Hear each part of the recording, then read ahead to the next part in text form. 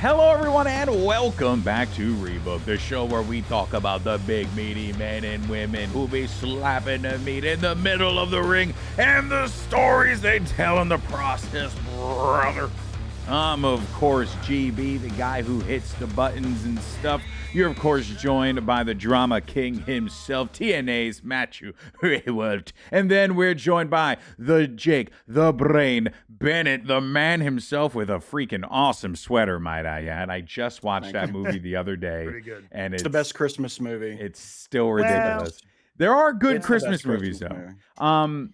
Actually, I'm glad you guys talked about that because the holidays are right around the corner. Before we talk about holidays real quick, do want to let everyone know next week will be our last episode before the break, but it's going to be a doozy. More on that in a second. Don't worry about it.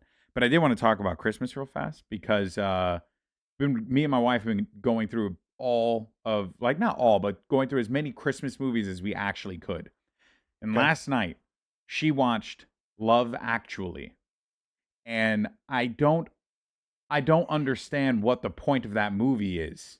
And it really bothers me that, like, that's a movie that gets suggested to people to watch, you know, because, like, Matt, you're shaking your head. You know about Love Actually? What is the point of it? So I've had a journey with Love Actually. I used to really like it. I thought it was it was kind of one of the first of those, like, let's follow the 8 different stories and they'll all combine in some, like, kind of, you know, like New Year's Eve ended up being in that Valentine's Day movie rom-com. Yeah. So I used to like it. I thought it was cute. I liked a lot. And I still do like a lot of the actors in it. There's some fantastic, actors in it. Top line, bro. Like, who's who of British acting? Like, it's insane. But I was literally talking to my wife about this morning. I saw this, like, Instagram post that was, like, such a good, like, takedown of, like, why do people, especially the lens of, like, 2025, of, like, things like, oh, so the prime minister moves into office and day one is lusting after the tea girl.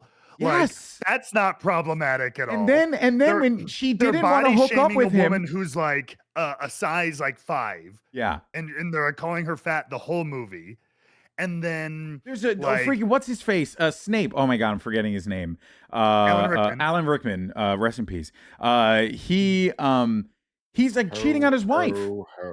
And which is part of the story. That's one thing. But then there's, like, Liam Neeson crying over his deceased wife, and his, like, sister or whatever is like, quit crying. Nobody's gonna, screw you if you're crying all the time, which is an awesome message. Then there's Kevin Kline, who has, once again, just like the prime minister, like, a day after meeting his housekeeper, who doesn't speak the same language as him, just starts like lusting after her, and then taking advantage of the fact that she does not speak the language, and then without ever having a conversation, proposes at the end of the movie, and she's just it's insanity. I know it's cute, but there's just, and then of course, friggin' Andrew Lincoln is like trying to make his best friend's wife cheat on him, even though it's just like, I know you won't love me back, but I just want to tell you. That's messed up. If my best friend was coming to my wife and be giving her, like, some poem on Christmas Day, and cherry on top, you know how old Keira Knightley was when they filmed that movie? No. 17. Oh, no. So that just adds, even though her character can be whatever, it's just kind of a funny little button on all of it. So, yeah, I used to kind of like it. My opinion has kind of soured. I mean, you know what? I am so glad. It's the Baby It's Cold Outside of Christmas movies. Yes. Yes.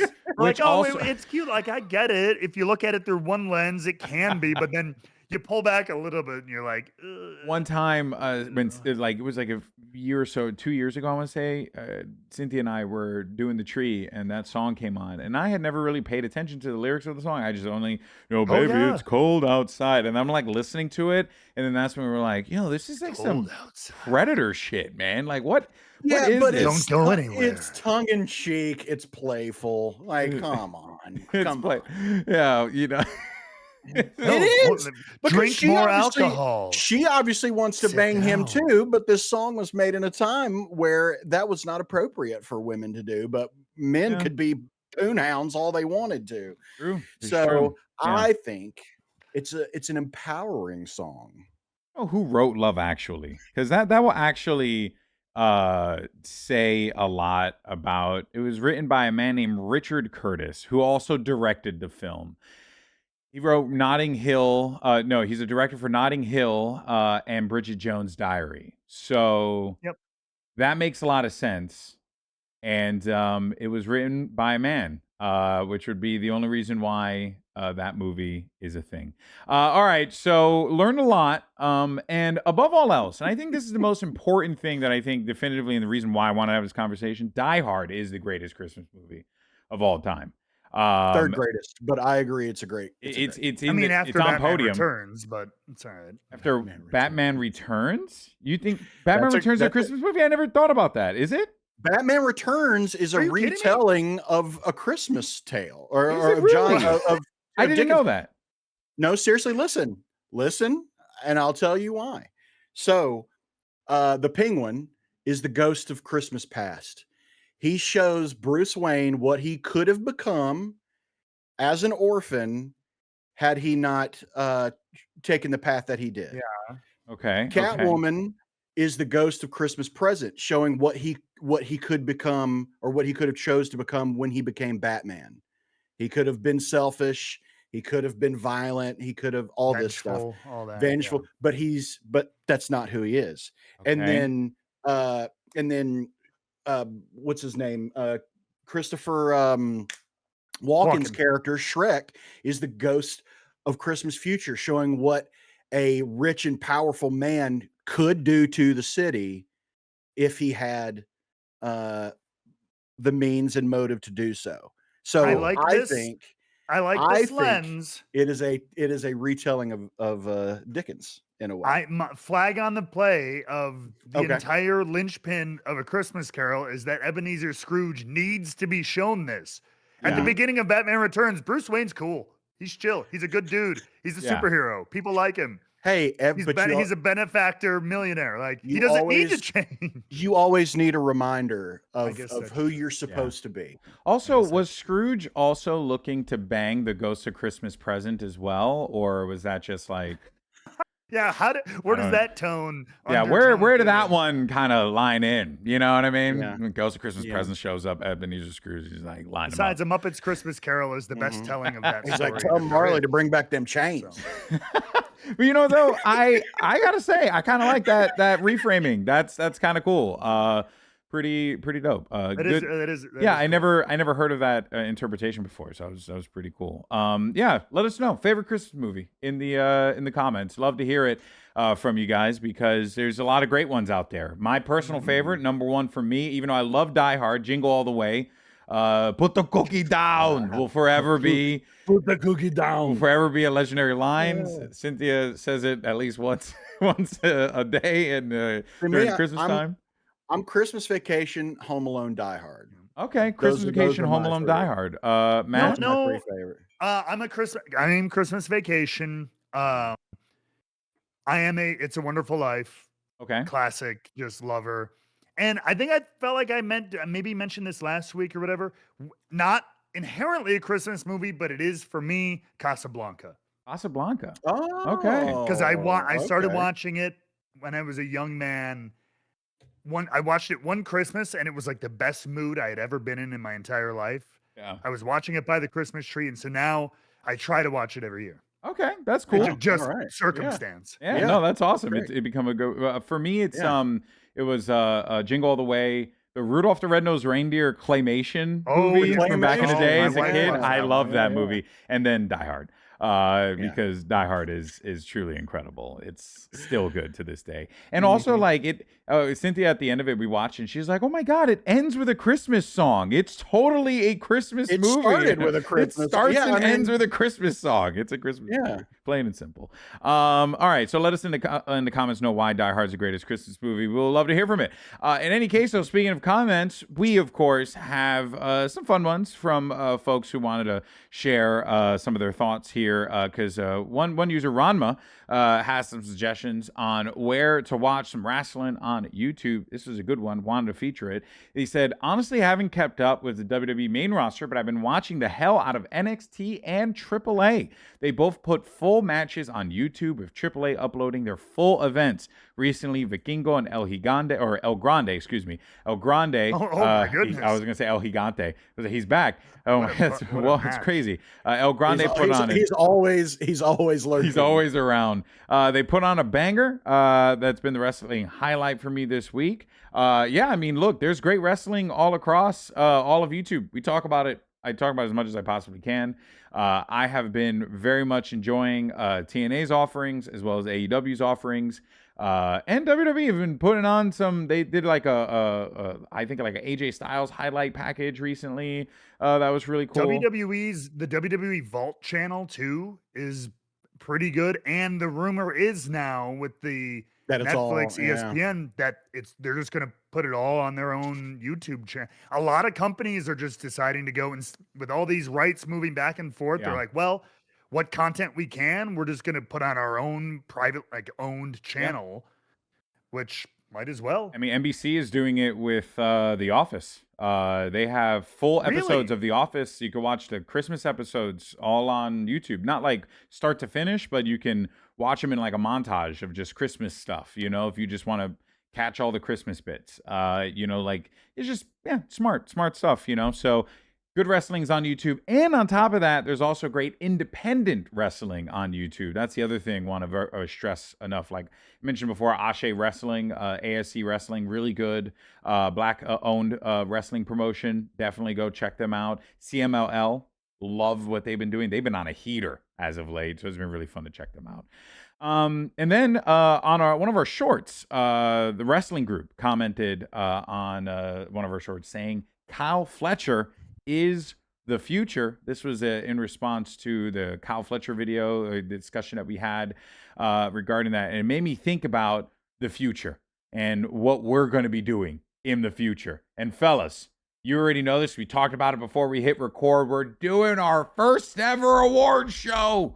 It's called The MEATIES. And it will be next week. It's more of like a superlative than an award show, right? I guess. Year-end awards. Yeah. We're gonna do some end of year stuff. We're gonna have some fun with it, and there may or may not be a trophy. Probably may not. Hopefully shipping from Canada to California actually works out. Positive. Think positive. Surely you're gonna be paying some tariffs on the meaty now. Yeah, we're probably paying tariffs on the meaty. But it's gonna be worth it. So we're gonna be doing that next week. Some meaty tariffs on the meaty. The MEATIES. So it won't be like a normal episode.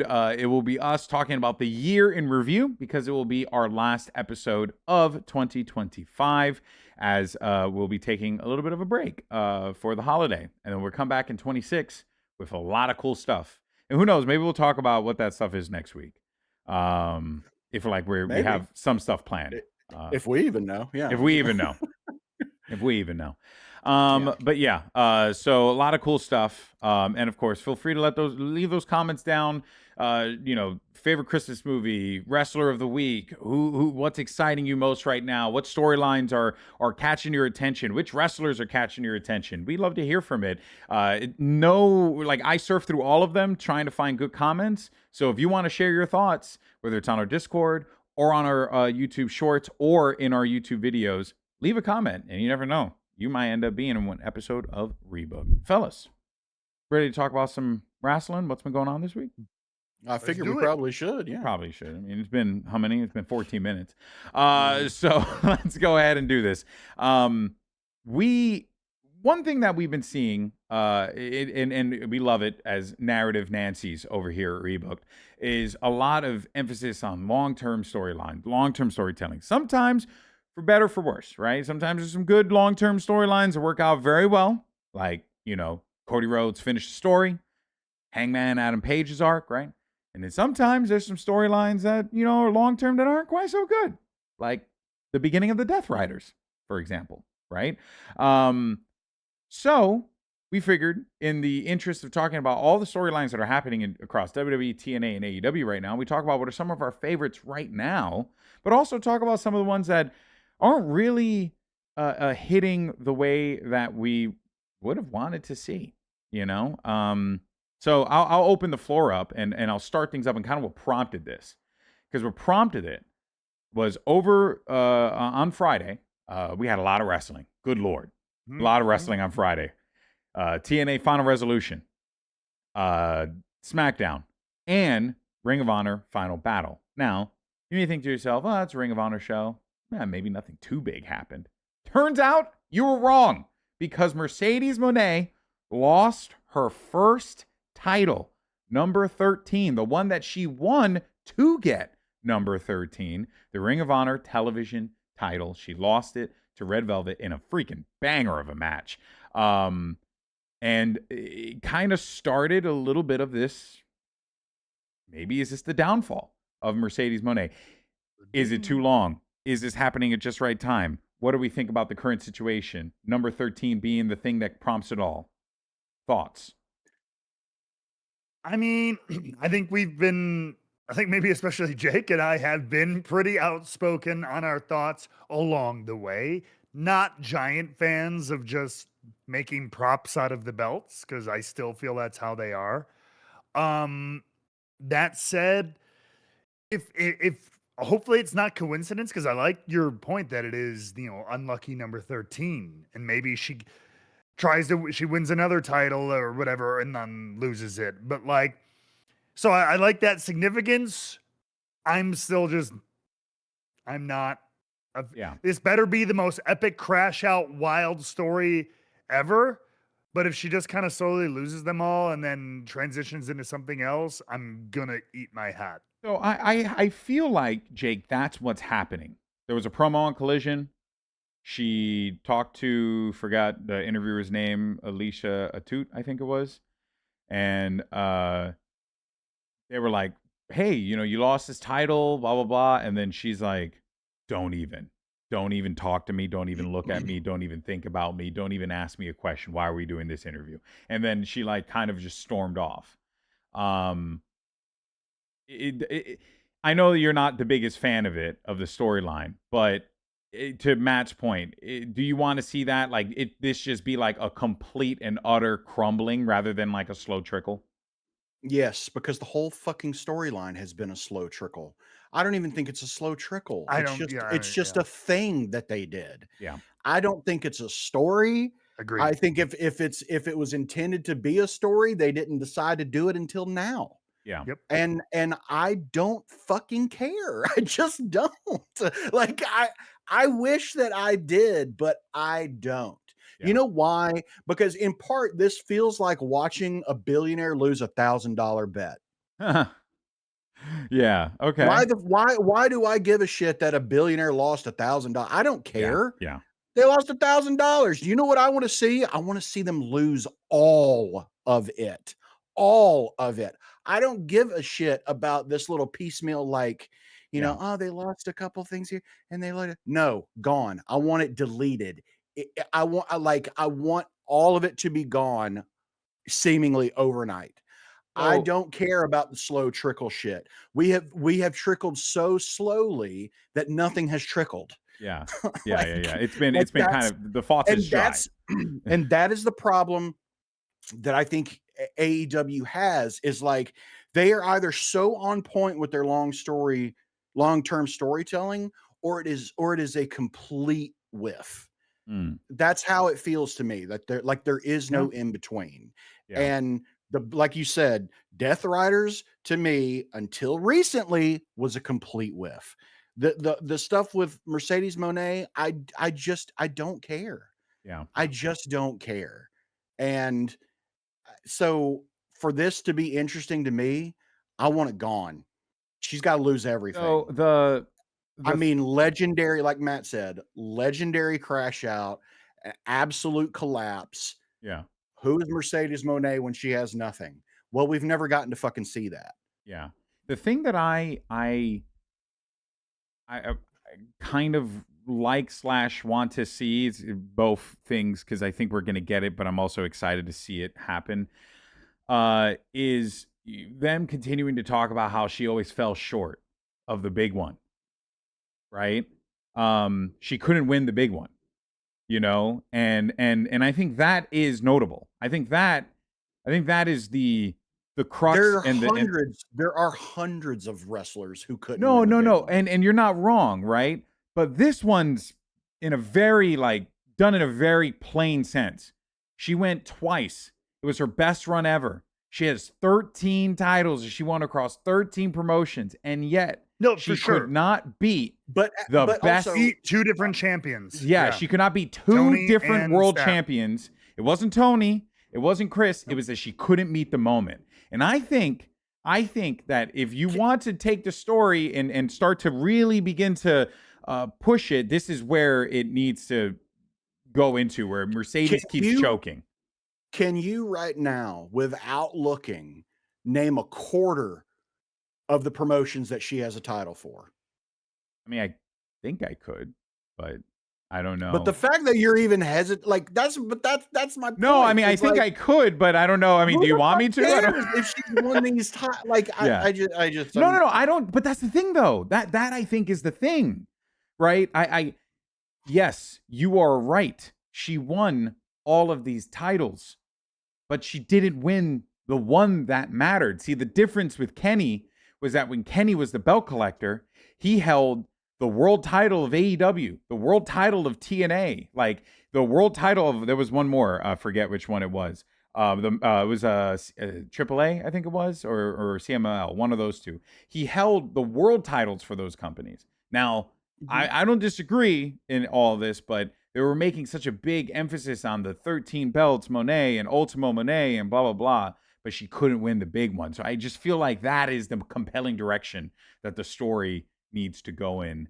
Otherwise, yeah, you're right. Then it was all stupid. Then it was already dumb, but it does. It needs to, yes, you need to land this plane. You need to start telling a story with it, because otherwise it's just been props so far. I don't you can have the argument. I've gone back and forth on it, on what the value is to these independent promotions. Everyone's like, oh, it's representation. They don't talk about them. They don't talk about Northeastern, UK, England, whatever. Champion. They don't. They see them. You see them. And if you can make out the name of the promotion during her entrance, you might take a look. They don't ever list the titles that she had. None of that shit. They are. So I would argue against the brings awareness to these brands. So but there are people who argue the other way, and that's fine. She has drawn tickets for people at these promotions, which I think is kind of. But she's Mercedes Moné. She wouldn't have that's kind of the point, though, right? Yeah. I mean, I would care more about people coming and paying money to attend my show. Yeah, but does she have to? But does she have to win the title to draw money for these companies? No, exactly, because she's Mercedes. You're right. Right. So. But my point is, I also think you could have done this story with her winning. If you wanted to do a little bit of that, but you could even keep it in house with her winning 2 or 3 titles. Whoa, look how, but she can't win the world title. She can't win the TBS title, and maybe the women's tag titles, and maybe the Ring of Honor title or something like that. But can't get the world title. Damn it. Can't get the world title. Damn it. And then she crashes out, loses her 3 title. Now I don't know what's going to happen with it. I'm already turned off on the fact that, because I was intrigued with the Ring of Honor loss. I was like, okay, to your point, maybe. And then literally 24 hours later, she successfully defends the title on Collision, which I don't know if it was taped before or whatever, but it's oh, okay, so we're just back to normal shit. I wanted to see the domino start to fall. Yeah. And maybe we'll get there, but it already just seems like a weird thing to immediately defend another title and then everything's fine. Yeah, so on Collision, she did the promo that she talked. There was a and her and Layla Gray, right? And then she fought Layla Gray because Layla Gray stepped up to her at Ring of Honor and kind of laughed at her while she was down, kicked her while she was down, and then Mercedes was like, all right, I'm gonna make an example out of you, and that was and she did. So she okay, did. she's fine. And then So that was she it. was not affected at all by the title loss. Great, I love think that. I Great think character that development. my issue, what I would have liked, and again, it depends on like, you know, how you want to bridge this, but what I think would have been really fun to watch would have been, because on that card was the main event of Athena versus Persephone from CMLL. And they're really big on Persephone. She's been like getting a lot of like bookings and stuff like that. And she's great. I mean, she's freaking absolute dominant wrestler for sure. She's going to continue to shine. But I wanted to see some fallout from Mercedes and Athena failing to get the tag titles. And I wanted a little bit more from that. And like when they teamed together and the Babes of Wrath beat them, and they kind of built off of it more for the Babes of Wrath than it was Athena and Mercedes. But I really would have liked to have seen them kind of gone somewhere and had Mercedes maybe cost Athena the title, since Athena didn't help Mercedes accomplish her goal of another title. I wanted something there. Maybe there is so much more with Athena and yeah, Mercedes. I wanted so much more with that, and we ended up getting nothing. So for that, you know, I'll give it a classic Simon Miller down. Like I just felt like that was a missed opportunity. Should have done something there. I send it back, yeah, for that one. That said, though, and not to like harp on Mercedes, but you know, again, like long-term storylines, right? I can say though, to this regard, one thing I will give AEW credit for, regardless of whether or not you think this is a story or not, they stuck with it for a long time. And I can't say the same for WWE when something goes south, because it kind of takes us to the John Cena Memorial Tournament Battle Royale for his heart and soul, which we have concluded a winner. But the reason why I wanted to kind of transition off of that was because, let's not forget, all this came off of the fact that we knew that Cena was going to face Gunther in the last match. They just needed a way to do it, and they found the way to do it. But also this comes off of Cena, the heel turn that did not work out, a potential long-term storyline with The Rock that did not work out. Like, there's a lot of those things here, but we are now at the finish line. This is it. John Cena's final match will happen this weekend. And Matt, I've been seeing a lot of conversations online, people saying, all wrestlers say that. But you've worked with John Cena. You're a little familiar with him. And also you're familiar with a lot of wrestlers. How prevailing is a thought of like, hey, he's done, you know, like he's not coming back? I buy it. I buy it too. I think couple of things. One, the funny thing is the old adage of, you know, oh, that they never say never. Unfortunately, you know where it's rooted in? It's rooted in guys who retire. They don't have enough money. They come back for out of retirement to do this and all that. So, you know, it's a little bit of the flairism, and there's a lot of people who have done it because it's a weird, wild business with a lot of up and downs and a lot of mismanagement of money. John does not have that issue whatsoever. And it's like The Rock. He's in a similar position to The Rock, really, where he is a golden ticket in Hollywood. Like, he just showed up on Pluribus. I had no idea he was even in Pluribus. He's on the most recent episode. Wait, who? Pluribus. Cena or Rock? Cena. Oh, shit. It's like a cameo, but it's just like he is everywhere in all the A-list shit. Like, he is peachy keen. He has no need, and I think he's ready for the future. So he's there's the no voice more of spots. Honda. Yeah. You know? So there's no reason for him to come back whatsoever. In addition to Cena usually is a guy who sticks to his word in general. So yeah. No, I think I agree with you. Because I was telling Cynthia that, and I was like, yeah, you know, his last match is this weekend. Like, I'm probably gonna watch it because it's John Cena's last match, you know. And she's like, they always come back, and I'm like, I think this dude's done. Like, it's done. He's done. There's no reason for him to come back. Well, why would he? He has an incredible legacy. Speaking of, and we discussed these long-term storylines. There's no longer of a long-term storyline than John Cena's character and the whole never give up, the whole, fight till the bitter end, that whole thing. So I gotta say, as much as I want to criticize John Cena's final year because of the fumble of his heel turn, them closing it out with him versus Gunther, and the story evidently being that Gunther, Jake, is going to make John Cena give up. I gotta say, I like that. It's a good one. It's perfect. It's perfect. It's a perfect way to put a cap on his career. And the thing is I don't know. I don't know how this match is going to go. I don't either. I don't know. I really either, don't, man. because I'll tell you this. Before this development of a story of him making him tap, I thought that Gunther was probably going to win. Yeah. And now I don't know. I was in the same boat.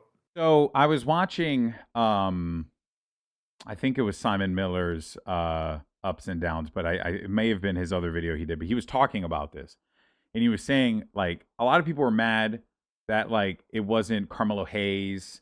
It wasn't LA Knight, right? It was someone like Gunther, who doesn't need the win over John Cena. But also a loss doesn't affect Gunther either. Exactly. And I think that I'm okay with it. I think that I would be too.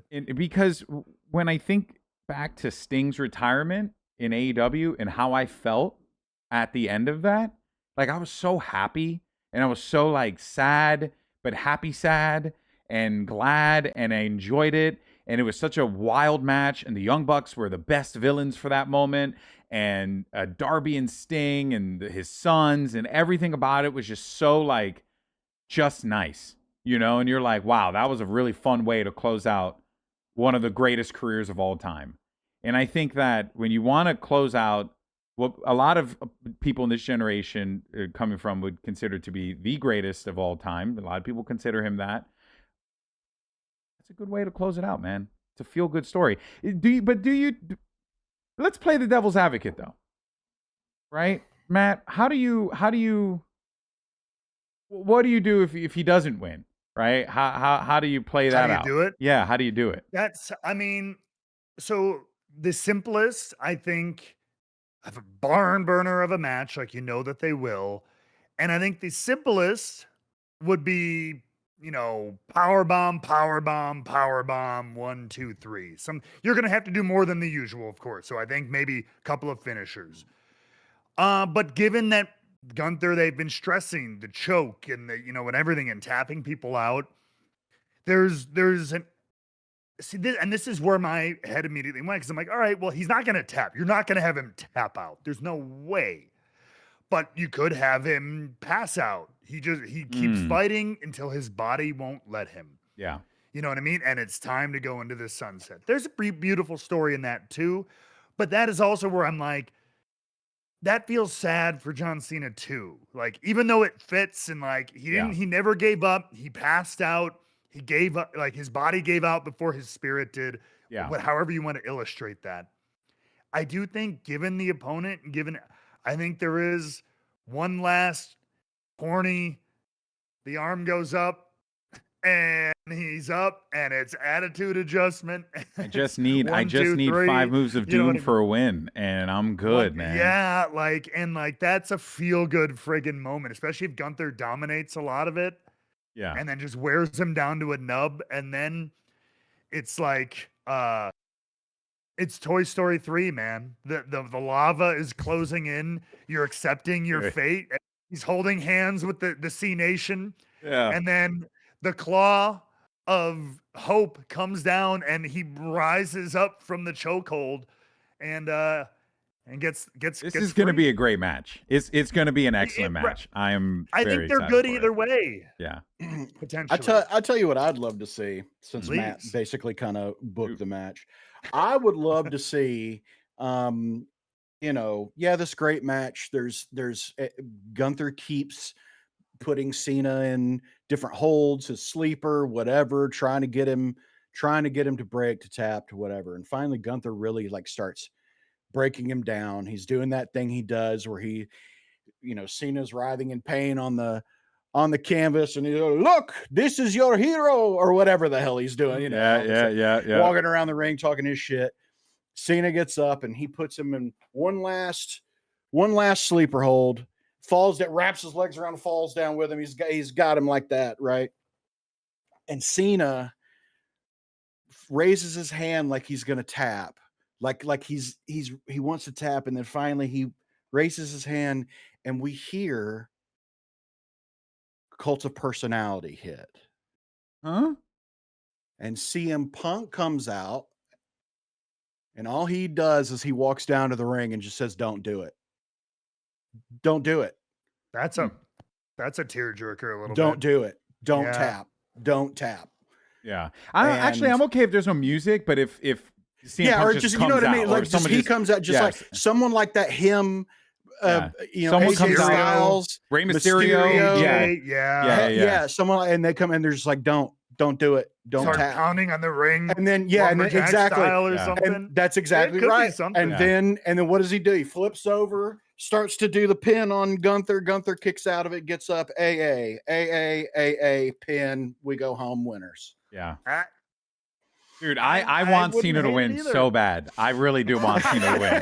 I really do. I want Cena to win, man. I just think that, like, I understand, some wrestlers, they want to go out, their way. Bryan Danielson, right? Great example of that. He really, really did not want to go out being a champion. He wanted to lose. He wanted it to be part of something bigger. And, like, it worked out to an extent, like for him, and he got what he wanted. But Cena, man, it's just like, it's like AJ Styles. It's like when AJ Styles is ready to retire, he could do whatever the hell he wants.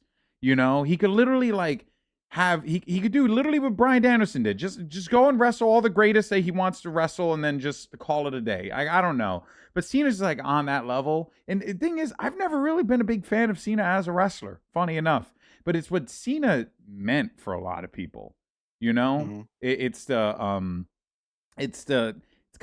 little silly, but it's a little the symbol of Cena. The cargo shorts, the big colorful shirts, the big colorful hat, right? Like, the sweatbands, all the stuff. Like, it's all like, it's what Hogan did, right? But you kind of believe it. You believe it more so with him because you see the guy live it every single day too. So it's kind of like, I don't know, respect the guy. So what a career he had. What are some of your favorite Cena memories? Because I didn't watch a lot of Cena's like big run, and I kind of want to go back and check out some of those moments. What were some, if there are any, that stick out to you? I mean, I know for me, big one was Royal Rumble, Seth Rollins, Cena, Lesnar. Freaking love that match. One of my favorites ever. Anything that sticks out for you guys? I mean, for me, it's I'm gonna cheat, and like I was in a very fortunate position of working with John. Not super closely. I'm not gonna pretend I was his best friend or anything like that. But like, for a guy of his stature, he took more moments with me than I ever anticipated in a lifetime. And by moments, I mean like 2 or 3 over the course of a couple of years. But still, for a guy who, God, when I was up in 2016, 2017, when I was up there on the main roster, who was the top of the top of the top and was already in movies and stuff too, but was still at the top of the top of the top with us. On a TV day, see me sitting down in the bowl and come over and be like, "Hey, what are you up to? What have you been working on? What are you trying to get going?" And I'd tell him, and he would give me kind of advice and be like, "Well, did you think about this? Why haven't you told someone that?" He was very motivating. And from that to being on a house show with him, and in the back of the building, there was a piano, and I used to mess with piano. And of course, because John can't do enough between wrestling, movies, and learning Mandarin, he was also taking piano lessons at the time. And so like we played piano for like a few minutes together at the backstage at the house show. And he was way better than me because of course he's a wonderkind at everything. But yeah, like so for me, those are the memories that'll stick out. It's just that he was the ultimate example of like gigantic superstar who was still one of the guys and was always willing to like give back. And he did. He would sit and watch. If he was on a show with you, he'd be watching that monitor till the end of the night. And then before he'd go. So like, yeah, those are the things that stick out to me. Wow. That's cool, man. That's awesome. It's a great perspective, you know, that very, very few people have, which I think adds a lot. Jake, follow that. Okay. John Cena is my father. No. You know what? I'm gonna take something that Cena has done that brought me immense joy, and it is something that I need to revisit. And it is not something he did in the ring. It is wrestling adjacent in a way. Okay. But his performance as Lance Catamaran on Southpaw Regional Wrestling is one of my favorite things that John Cena has ever done. Yeah, it was really good. Southpaw Regional Wrestling was so funny. It was so good. Yeah. And it was just one of those, like, I mean, like, it really just felt like, first of all, it just felt like everybody was like, hey, we got a camera. Let's just do some weird shit in the back during shows. And Cena was like, hey, can I do that? And they're like, yeah, sure. You're going to be the, and he just ran with it as Lance Catamaran. And it is, man, if you haven't watched it, go back and watch those. They are so good. That was 8 years ago. And that's interestingly enough, what was Dango's character as his co-host? Yes, who had the drinking problem because he was always in a divorce. And his wife was leaving him. Right, yeah. So funny that these two are retiring within a month of each other. That's a crazy point. Dango's retiring January 17th at TNA Genesis. Get your tickets now. And Cena's retiring this weekend. And they did that. It's just funny. Yeah, like they think about it. They very different paths and everything like that, but like they both have wrestled about the same. Chet Shetterfield. Chet Shetterfield. Yeah, but they've been wrestling the same amount of time. Yeah. It's crazy. It's wild, man. But you know, beautiful to see a long career like that. You know, because like John Cena's had some injuries. Same thing with Dango. They've had some injuries, but like you know, they've still been able to like take care of themselves, still look incredible, and can still, you know, give you fantastic matches. So and Tex Ferguson and Chad Too Bad. Chad Too Bad, dude. That was like, was the Good Brothers, right? That was Good Brothers. Yeah. That's so a lot of that crew that made that were like, I think where a lot of that came from too was Good Brothers aside, like there was Breeze, there was Rusev, there was a lot of those guys were the guys in Florida, like FCW, when Rob McIntyre, Cena's trainer, when they started having those guys at the gym, the FCW guys at the gym to train with him, which a lot of people, you know, they would make these inside jokes. I have the whole roster right here of Southpaw Regional wrestlers. It was so good. So they just brought those inside jokes, kind of a lot of them, onto the screen. Yeah, and they figured, hey, people are gonna like them. You know, people are gonna like them. It was funny, and it worked. Yeah, let's see. Carl Anderson, Rusev was Big Bartholomew. Luke Gallows was Tex Ferguson. Luke Harper was La Barba Grande. Wait, was it Luke? No, wasn't. It was Sex Ferguson. No, I think he changed it to that, or that's what he called himself. When he started doing his own stuff. Yeah, Connor and Victor were the surf dudes with attitude. Surf dudes with attitude. That's right. Yeah, Tyler Breeze, Mr. McElroy, Lana was Christian Joy, TJP was John Johnson. What else do we have here? Seth Rollins was Dry Rub Doug. Dry rub Doug. Heath Slater was impressive pelvis Wesley. Impressive. Oh man, Rhino was Frantic Frank. Nick Nemeth was Nikki Lee Sticks. Yeah, this is the whole Florida crew. Like this. Xavier Woods and Big E were Vu and Do. Jason Jordan was Pork Chop Jones. Yep. The Miz was the astonishing Adam Dung. Oh man. Bryan Danielson was both Renee Beret and Dan Bandana. Dan Bandana. I remember Dan Bandana. And Michael Hayes was Dewey Jackson. Connor and Victor in season 2 played Danger Zone, I guess was another tag team. And then Natalia was Debbie Desperado.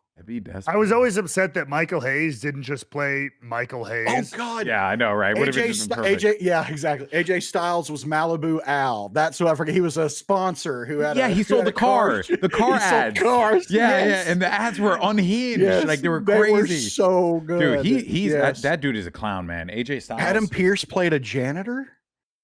Santino Marella was in it. Oh yeah. That's funny. Damn, dude. Everyone's Southpaw Wrestling. Yeah. Southpaw Regional Wrestling. God, that was great. Yeah. So I guess, I mean, good memories. You know, John Cena like contributed a lot, both in the ring, out of the ring, funny stuff. But also that match on Raw, that random Raw with CM Punk. Holy shit! Oh yeah, do you remember that pile driver? That was the best match. That's the best match. Pile driver match, man. God. Just a fucking random Raw, dude. And it was. I remember watching that live, and I was like, "This is a pay-per-view match." Holy shit! The John Cena U.S. Open Challenge. Like, dude, talk about Raw, the Raw after Mania 23, where him and Shawn had a rematch that went an hour. Yep. It wasn't an Iron Man. It was just the last half of Raw. Yep. Yeah. They just decided to do it. Like, dude. I mean, like, Cena had some moments, man. Cena, AJ Styles, multiple times. Those guys had. Just when you thought Cena couldn't keep up with a guy like AJ, when AJ was in his absolute prime, and him and beat up AJ, John Cena. They were beat up John Cena. That's right, man. Yeah, he had some, and then of course his iconic rivalries, right? His matches with Randy Orton, that went on for Edge. Triple that's H, right. The Rock, twice in a lifetime. Twice in a lifetime. Never forget twice in a lifetime. Yeah, man. Just some good memories across the board. John Cena, a legend, and looking forward to seeing what's next. Because regardless, that's Peacemaker, so he's gonna still be on our TVs one way or another, which they're not making any more of. Yeah, they're not. They will, I think. He apparently is supposed to play a significant part in the DCU. Because of what happened at the end of season 2. I think he's going to be in the. He's going to also be in the Waller thing, I think, or something. Again, like that. I'm sure. I just remember I was just like, no plans for season 3, and I was like, what? Well, that's a whole other can of worms because the Netflix WB / Paramount garbage, that's kind of throwing a wrench. But good news is it shouldn't affect AEW because that stuff ain't gonna happen for a while, not until their contract negotiations. Yeah, it's all. And even then, that's a separate part of WBD. Exactly. Too, so that'll be interesting to see how that shakes out. That's a long-term storyline we'll be keeping eyes on. Yeah. But speaking of AEW though, they have a big show this weekend or this week. We have a lot of big shows. Obviously, Saturday night's main event happening. John Cena's last match. We didn't go through the rest of the card there, but it should be pretty solid. Obafemi versus Cody Rhodes. I can't wait. That match is it's going to be a good show. Genuinely, I think Saturday night's main event is going to be a really, really good show. And as we found out, Cena's last match will open the show. Yeah. It is the first match, which is a very cool and classy move by John to have that open, and then the rest of the night is about these exhibitions between the future and the present and all that stuff. It's cool. Yeah. So also I think what could potentially be a match of the year contender is going to be on the card with AJ Styles, Dragon Lee versus Leon Slater and Javon Evans. It's just a tag match. There's nothing going into it, but good God, it's going to be incredible. The talent alone in that It's one. literally AJ Styles with his children. and they're gonna Kinda. and they're gonna tear the house down. So it's gonna be brilliant. And then we got, I think, another Nikki Bella Stephanie Vicaire match. Am I crazy, or is that not happening? I don't know. You're crazy. Am I crazy? I don't know. I thought there was like, we have Bailey versus Sol Ruka. oh, Bailey versus Sol Ruka. That'll be a good one. That'll be a great match too. Yeah. Sol Ruka's been getting a lot of hype lately. Although, man, I tell you, her move, but man, that move might need to change one. There's no way you keep doing that for another 5 years. It's just that it's looks cool. It is intense. I can't imagine pulling it's like Hangman with the buckshot. I'm like, I'm curious how you're gonna do that when you're older, buddy, because it's CM Punk. Let's not forget CM Punk. But maybe there's a difference though between him doing it all for so long and Punk never doing it. I don't know. So muscle memory. Good matches this weekend, but on the AEW side, we've just been getting nothing but nonstop good matches. The Continental Classic has been continuously, the CDos has continuously surprised us. Jon Moxley went 0-2 this week against not just Claudio, but he also lost against Takeshita, which I saw that one coming. But the Claudio one, still, I mean, I saw that one coming too, but still, it's crazy. In a way, yeah. It's crazy how we're feeling about things, because Mascara Dorada picked up a surprise win against Claudio Castagnoli on Collision. So this pool is all over the place, fellas. Yeah. I was thinking, I'm curious where some of the stories are going to go, though, because I was kind of convinced either Claudio or Pac were going to go pretty close to perfect. And maybe they could after this, but they all lost this week. Yeah. Pac lost to Okada. Claudio lost. So I thought somebody in the Death Riders was going to go almost perfect and really show up Mox. I mean, again, they could continue to go flawless from here, and then Mox is already down 2. Yeah. But so you could still play out that story of him not living up to it, which I think is what we're all still expecting. Yeah.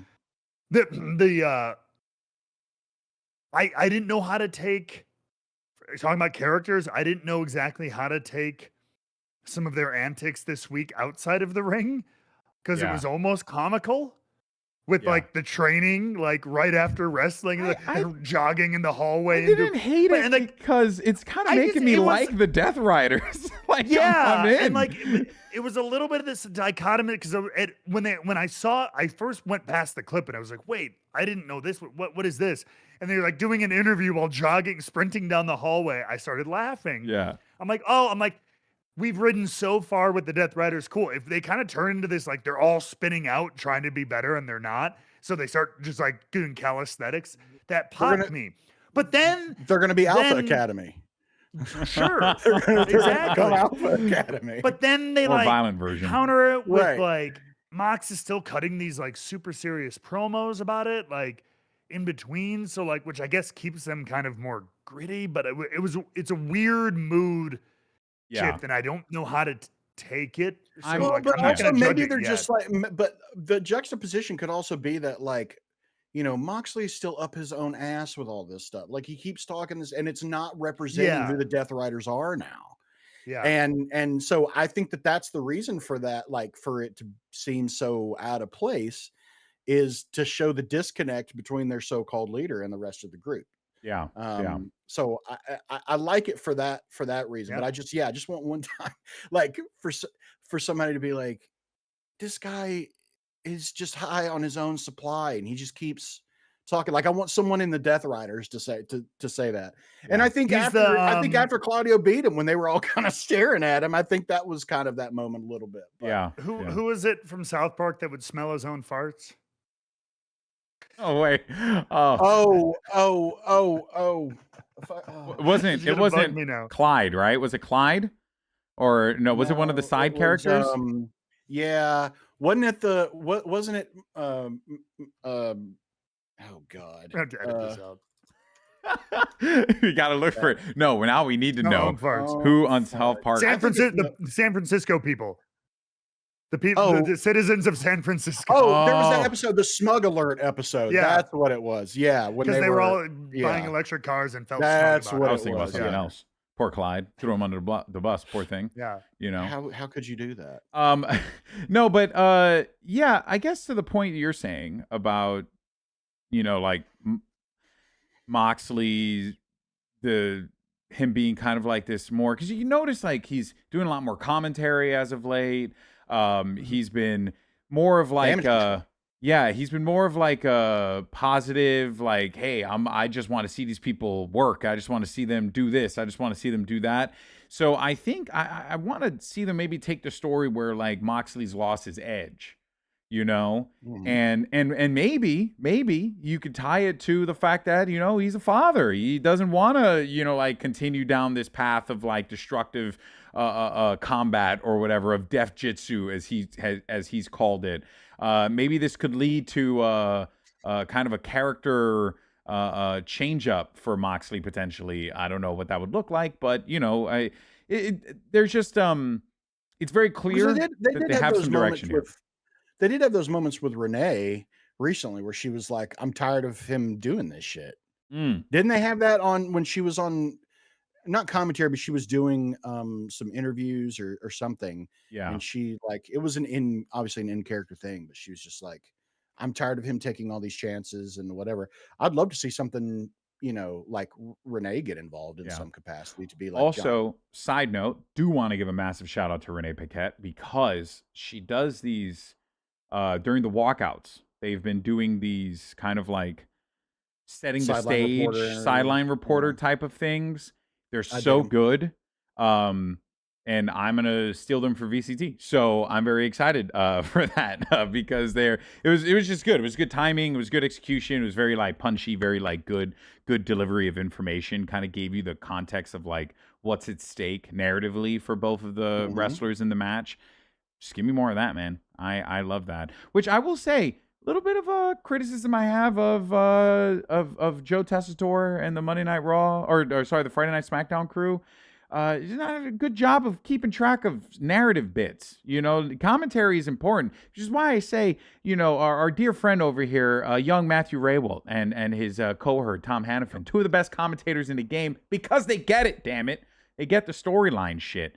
You got to tie it all together. Got to. Commentary is a big part of that, you know, and it sells it, which I do want to give also a shout out to AEW, because I do feel like their commentary has been really stepping up as of late. I've been very much enjoying it. Nigel McGuinness, that was a big criticism that a lot of people, myself included, had of AEW for a while, was like, just tell me one of these people are fighting. Yeah. Yep. And they have finally heard that criticism and made an improvement. Yeah. And you got to give them credit for that. Yeah, like it's okay to tell me how many rest holds, you know, Taz knows, right? That's fine. I'm okay with that. But, you know, I also want to know a little bit more meat on the bone, you know, and it's definitely happening that way. So, yeah, I mean, not much really to dive into with the Continental Classic outside of fantastic matches, everything you'd want to see. But we do have Winters coming. We have a pretty good card. Finals of the women's tag team tournament is set. It will be the Babes of Wrath versus the Timeless Love Bombs. We did not have that one happening. We were convinced it was going to be face heel in the finals, but instead, in a holiday death match, the Timeless Love Bombs ended up getting the win. Fun match. I mean, Jake, call it. Who's winning? Sticking by it? Of course I'm sticking by it. What are you talking Even about? With Tony Storm and Mina Shirakawa against him on the other side. Don't care. It's Babes of Wrath all day. Damn, that's crazy. Day. Matt? Yep. I send it back. Whoa! No, I do not like this result. This feels pro wrestling, or this feels WWE to me. Okay. Where like you have this interesting new team and people like them, but they're like, you know what? Just got to go with the star power. Tony and Mina, we're going to make them our first ever tag champs, even though it would be a great story for these kind of up and comers of the Babes of Wrath. I hope I'm wrong. Yeah. But when I saw Tony and them go over, especially you had a street fight, you had a million ways that Shafir and Megan Bain could have demolished them with help and all this stuff, interference. You could have had a million reasons to protect Tony and Mina in a loss there, and then just set up a great babyface heel matchup for the titles, and then crowned either one of them and had a kind of an up and coming group get the titles. Again, I hope I'm wrong. Maybe they're going to have Babes of Wrath beat the really established Tony Storm and her partner Mina Shirakawa and everything like that. But this feels a little bit like, look, we got to give the new titles to our star power. Yeah. So I hope I'm wrong. I will say though, man, I'm excited for this match. This is going to be a great match. Holy crap. All 4 women. It'll be a lot of fun. It's going to be a lot of, it's going to be a lot of for fun. sure. Yeah. I think it'll be pretty dope. Harley Cameron is going to pin Tony Storm. That would be amazing. I would love that. All right, we'll revisit this next week. We'll revisit this, but we do have some big matches on the card. Swerve is doing some double duty. Him and Hangman are going to be teaming up to take on the opposites, Shibata and Hobbs, or as I like to call them, Shibs or Habata. Habata. So that's gonna be happening, and then Josh Alexander will be facing off against Swerve on Collision. You have Chris Statlander and Jamie Hayter teaming up against the Sisters of Sin, but that could potentially set up a conflict between number 1 contender. Yeah, that's right, Hayter and Chris Stat, and then Daniel Garcia goes up against Mark Briscoe for the TNT title. This time the roles reversed because last time they fought, Daniel Garcia was TNT champion. So, and then we should have some Continental Classic matches sprinkled in there. So it's going to be an exciting week there. And then, as far as like long-term storylines goes, kind of visiting some more WWE stuff because the Vision, we have no movement on who the Masked Man is, but we have seen him 2 times now. Twice now. I think there's a second shooter on the grassy knoll. Oh, I don't think it's just one person. It didn't look like it was the same person though. No, and I don't know. Yeah, but I think it would be interesting if it's not like revealed as multiple people, mm-hmm.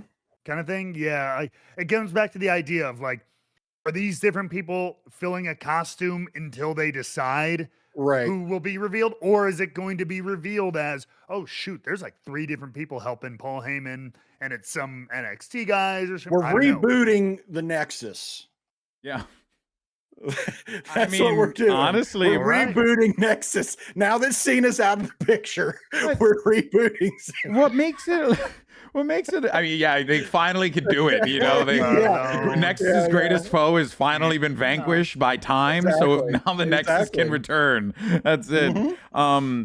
I will say though, I'm struggling with the Vision story for a lot of reasons, but one of them is because of the connection that I'm not really seeing right now between what's going on with Braun Breaker and these promos where he is just going off, and they're fun. Like he's done another one now where what did he do? He was like, "Spear 1, 2, 3, spear 1, 2, 3, spear 1, 2." You're like, okay, buddy, you just got to win the match once. That's it. That's it. But how is this fitting? I'm very. What do you mean? Like where are we seeing this connection? Is it like where would we like to see the Masked Man and the Vision? What is the thing, right? What would you like to see the thing be? Go ahead, Matthew. No, I don't even. I classic Michael Scott. I started a sentence I didn't know the end of. I don't know. They're helping. I feel like it's just going to be classic bad guy.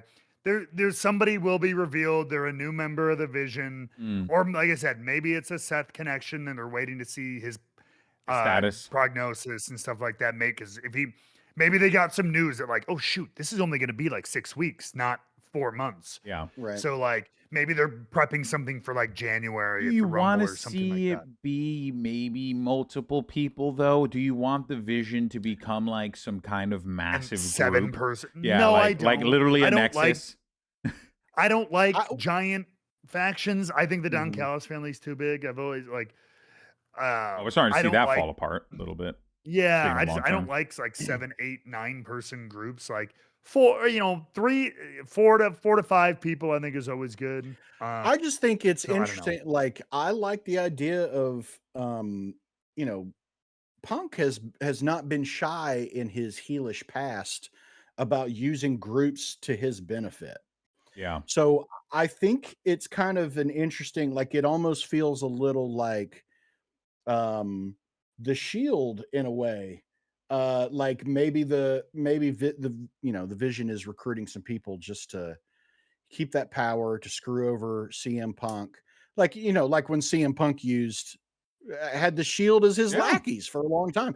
Now, the guy who, you know, was being used by CM Punk starts another group, and now they're, going to make Punk's life a living hell. Yeah. I could see it being something like that. That would be interesting. Just a little like, some kind of universal karma in a way Yeah.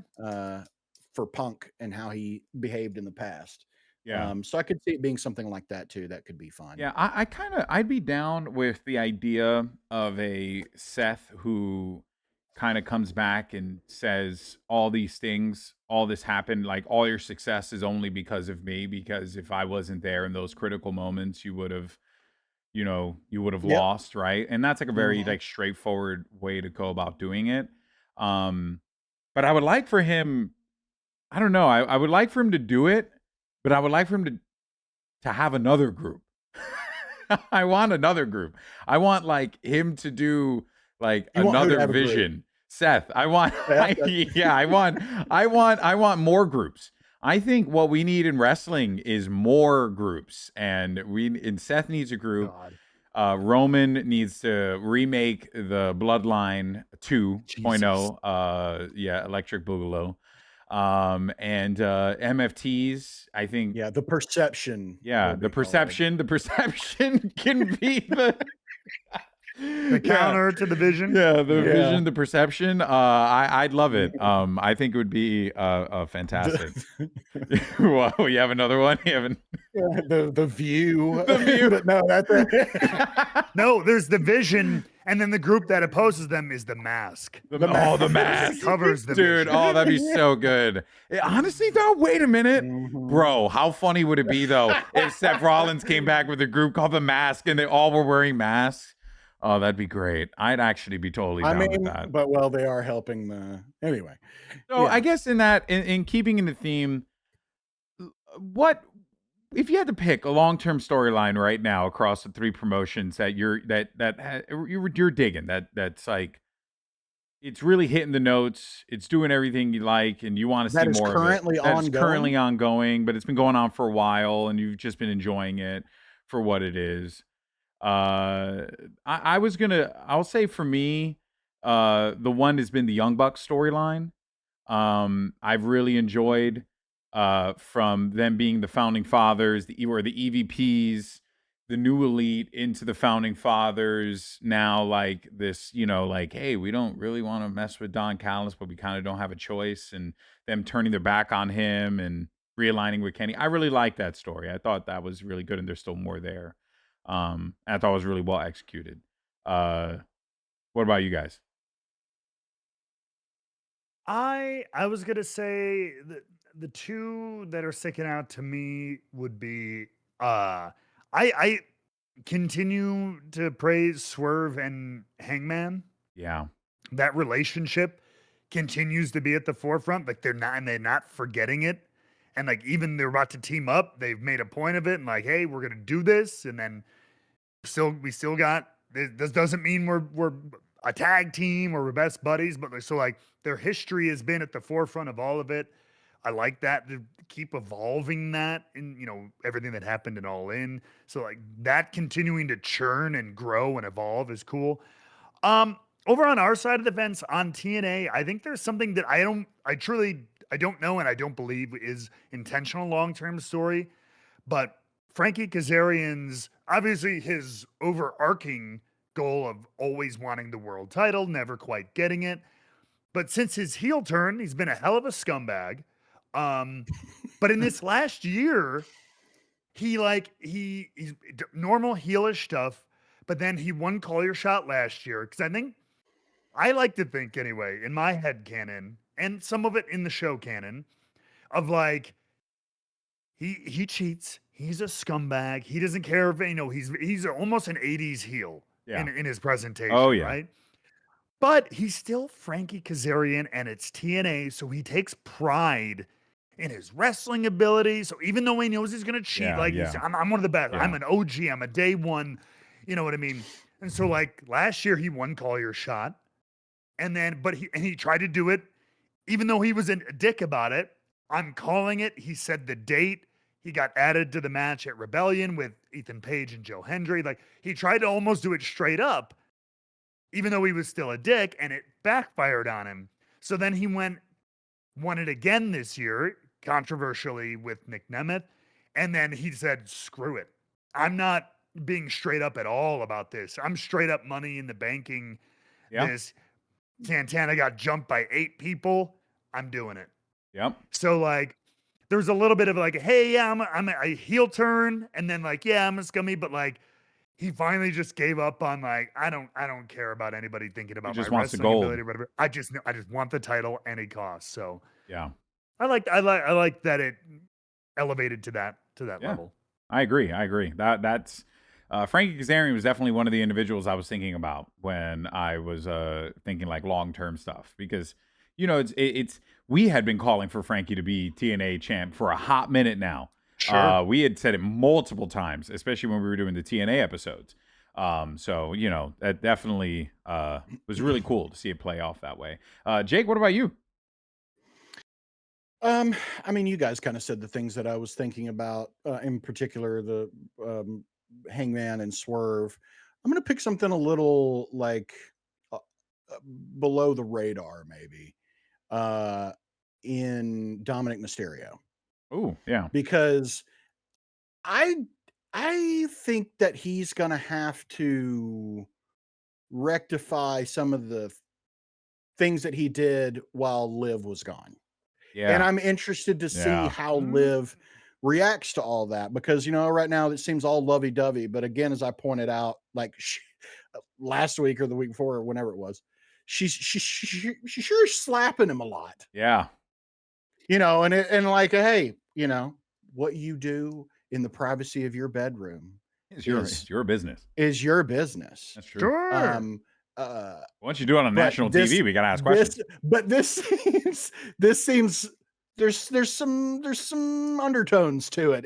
I feel some subtext to these slaps. There's definitely more to see with Liv. Yeah. There's more with Liv. I'm interested to see if Dominic continues to be this heel, because he's still the AAA champion. Yeah. Mm-hmm. So there's a lot left to do with Dom, and they seem to just kind of like throw him into whatever, and he seems to thrive at it. Yeah, man. Yeah. He's incredible, dude. So I'm just kind of interested to see his path and where this all goes. Does he become this? I mean, because he has kind of he is this kind of lovable heel in a way, in the way that Eddie was. But is he going to turn into this face that still like does shitty stuff and heelish things, but you're like, nah, that's just Dom. You know what I mean? So I'm really interested to see his development, and I love his commitment and dedication to the fact that Ray is not his father. Yeah.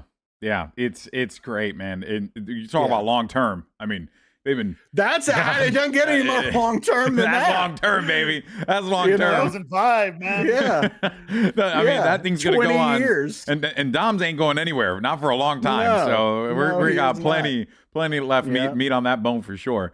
I think that's a good one. Dom is fantastic. There have been some fun ones.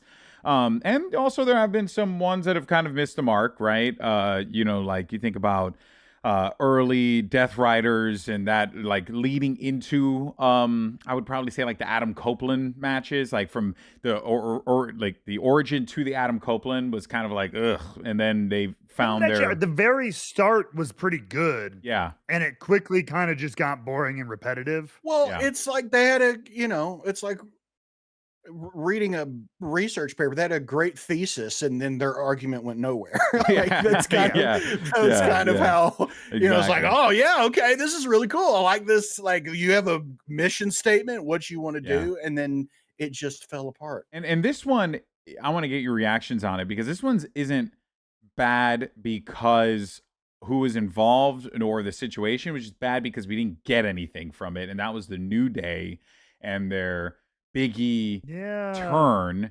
That literally just it was so good, and it just For as huge as it was or should have been, it feels like it little did follow-up nothing. and- Like, oof, what a wet fart! Like that could have Which been. it was hard because obviously he can't wrestle, so how much can you do? Yeah, yeah, But I feel like, and so I get it that it was just a catalyst to turn them yeah. in a shocking moment. But even with him not wrestling, I felt like there could have been someone evolve. I mean, whether he kind of backed some babyface tag team, you know, kind of was in the corner of somebody else who wrestled them, and you know he cost Yeah. them matches in a very simple way. I agree. There was a missed opportunity to do even just a little. Yeah, bit because the more thing there. was it wasn't even like I liked what they did, and if it was a vehicle to just turn those two heel and to kind of get them moving in a different direction, then sure. But they always left the window open of like the possibility, I think, narratively of E coming back. They always like drop these subtle hints and promos, Yeah. and it just felt like. Again, you had two guys who, when they have opportunities, absolutely knock it out of the park. The church, the whole funeral for the tag titles, like that was a brilliant segment, super funny, really well done. But yeah, it just from there you just didn't really have anything else, which was a little bit of a heartbreaker. And you know what? I'm gonna give TNA a little flack here because there was one that I didn't really feel like we got much payoff on, and that was the whole Joe Hendry you failed us arc. We didn't really get much out of that one. The Eric Young Joe Hendry conflict that kind of nothing came from that. Little came from it, but yeah. I think contract, obviously, because that was right when he was like, I'm sure maybe somebody signed on a dotted line one week finally, and he was officially gone. And again, not a critique of the performers, and heck, even of the writers. It was more just the situation and how it played out. It sucked because it was weird. It almost kind of came out of nowhere, and then it disappeared just as quickly. Yeah. But I think though of the modern era, probably the best storylines would, and if I had to say the best, would probably have to be Cody finishing the story. And then Hangman, right? And like those were really good. I think Mike Santana's, but you know the jury's still out. We gotta see. Right? No, I agree. Like if we would have just had a nice moment out of BFG, I think that I would argue that Mike Santana's still the champion right now. We'd be like, oh yeah, it was a great moment. Yeah, you know? And if we would have been able to follow up Bound for Glory with episodes right away and done some stuff, and because this year.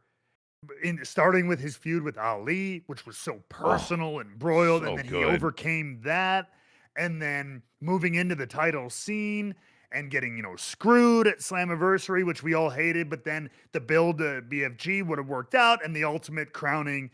If we could have capitalized on it better, I would say that is one of the better ones. Yeah, but agreed in recent memory. But jury's out. Let's see what happens. And there's a big 2026 to happen. I'll tell you another one we never really got to settle, and it was due to injury. Which one's that? Kevin Owens. Oh yeah, that one was a heartbreaker. That one was a real bummer because like there were a lot of things coming together with him and Randy and Cody and Kevin. Promos in the car, Kevin remember? And, yeah. Oh yeah, where he just would film shit in his car. And, that was a blast. That stuff was great, and I miss Kevin Owens. I hope he's doing well. I hate that he didn't get to, because if he's healthy, he absolutely should be having a match with John Cena. Yep. In his 1,000%. Yep. I mean, because that was one of my favorite United States Open challenges. Yeah. I was still in NXT at the time, so I just remember being like, that was so cool. It was that one and Pac when he fought Pac or Neville back in the day. Yeah. When he hit the red arrow, and I was like, and you're like, oh my god, he's gonna win. Yeah. I was so hyped, especially because I was such an NXT nerd. I love that black and gold era NXT. Whew, man. Too good. Yeah, look, lots of good stuff. Lots of great long-term storylines. We want to hear from you. Let us know. What do you think? Favorite ones, least favorite ones you wish you got a little bit more context of. Some you thought could have been something, but ended up not really being anything. We'd love to hear from you. And we'll read a couple of them in next week's episode. But, of course, that takes us to the final segment of the show, and it is the Rebooked 24/7 champion of the week. This is, of course, the award we give to the thing that made us happy and brought joy to us. Doesn't matter what it is this week, no matter how it may be. I'll go first. It's quick. I'm playing Kingdom Hearts right now. I worked through Kingdom Hearts 1. Just beat that. Jess beat Chain of Memories. And now I'm playing part 2, which I never got to finish as a kid. And I freaking love the games. Holy crap. I forgot how amazing these games were. And the combat was super fun. The story is confusing, but when you actually take a second to sit down and listen to some of the things and read some of the Ansem reports, I'm like, oh, I get it now. So it's pretty good. It's a good game. So Kingdom Hearts, and there's like a whole collection that they released on PlayStation for like $35 or something like that. Totally worth it. Totally worth it if you ever had a passing interest in wanting to try out the Kingdom Hearts games. All right, fellas, who wants to go next? I'll go. I just shared something in the chat, and mine is to the end of an era. One of my favorite pieces of AEW content out there was RJ City's Hey EW. Always had hilarious clips and funny moments with people. I think RJ is incredibly smart and entertaining. If you haven't watched the show, shame on you. Go back and watch some episodes. Find whoever with some of your favorite wrestlers. And the one with Beast Mortos is amazing. It's too good. He made everybody because he put himself as the foil and the slip on a banana. He was the guy to kind of, and so he made everybody look entertaining and funny. And most people are more entertaining and funny than you might even realize. And even if nothing else, just watch this last episode. He does a bunch of very funny, beyond the mat riffs, and there's stuff with Renee and Tony Khan and everything.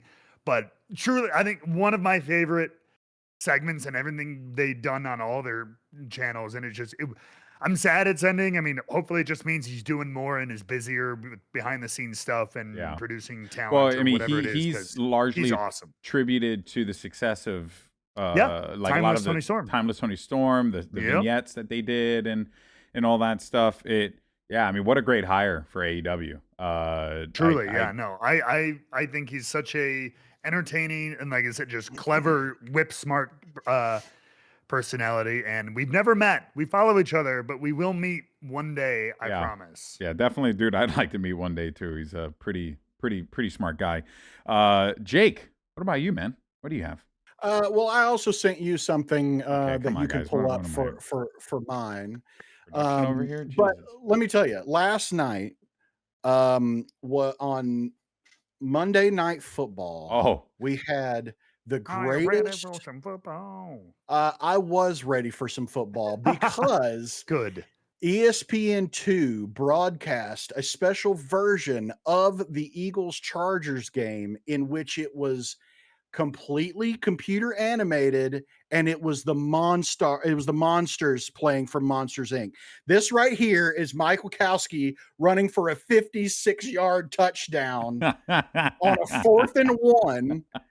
Look at this play. Oh, they're going for a tush push. No, they're going to toss it to Mike. Look at Sully. He's going to go up the Gaddy Fox room. Sully with the coverage. He's at the 20. He's not getting caught by Sully. Touchdown, Mike. But here's the deal: is my 24/7 champion of the week is James P. Sullivan, also known as Sully. I want you to listen to this monster's stat line from last night. He had 2 field goals, both the game-tying and end-up game-winning field goal. He scored 2 touchdowns, a sack, and had 4 interceptions on the night. Sully can do anything. He had the final interception in overtime that sealed the deal for the Chargers to win. It was awesome. So it was so fun. They literally copied the same plays. It is the live game. So it's game. the same game. Yep, it's the same game that's playing. They were about a minute and 30 seconds of game time behind, I guess, so that they could assign hey, this guy gets an interception. Well, so we'll have Sully play that position or whatever. But they've done it now with SpongeBob. They've done it with The Simpsons, where Bart played against Homer. And then it was SpongeBob versus Patrick, I'm pretty sure, on that one. That's amazing. But nobody had a performance like Sully. That dude did everything on the field, helped his team win in overtime. James P. Sullivan, you are my 24/7 champion. I do want to give a quick, just to Jalen Hurts. Just want to put it out there for Jalen Hurts, poor guy. Definitely is Jalen Hurtson, because is he the first player? Might not be. I don't know who does. He's the first player since 1978 to have throw an interception and on then the same play, and then a fumble, and then fumble on the same play. Yeah. Yeah. And here's the thing. If you I watched that when it happened. I watched it when it happened on the Monstars cast. On the Monsters cast. And dude, it freaked. The system was like, what the fuck just happened? Because Sully picks it off. Jalen Hurts runs over and recovers the fumble when Sully fumbles it, but then someone hits Jalen and then he fumbles it and the Chargers get it back. It was crazy. A triple turnover.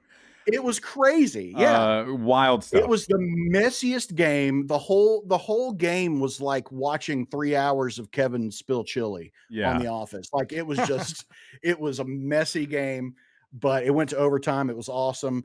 And funny enough, that interception from Sully sealed me going to the playoffs in my big money fantasy league. Congratulations. So I was running. I was like, Sully! I was going crazy. Make that money. Let's go, Sully. Hell yeah. Love to see it. It was awesome. That's awesome. That's awesome. All right.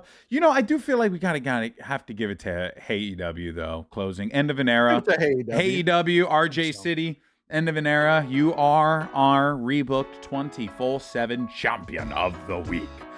All right, guys, that's going to do it for us here. We thank you all so much for watching. And as always, make sure you check out our Discord. You can find a link in the description below. If you enjoyed the show, please consider subscribing. You can do so here on YouTube, or you can also check us out if you're listening across all the podcast platforms all around the world. Or if you just want to keep it simple, why don't you just go to rebookedpod.com. There you can get all our links, and you can check us out across all the different social media garbage.